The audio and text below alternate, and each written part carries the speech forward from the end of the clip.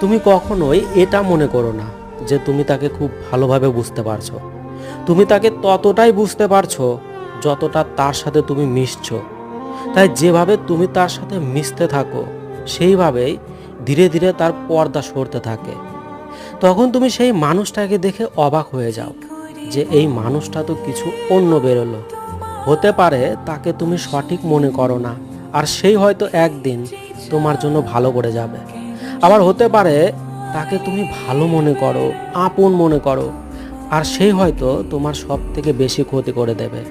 তাই এই বিষয়টা মন থেকে ঝেড়ে ফেলে দাও যে তুমি তাকে খুব ভালোভাবে বুঝতে পারো। তুমি এটা স্বীকার করে নাও সেই মানুষটা যে কোনো সময় যে কোনো কিছু করতে পারে।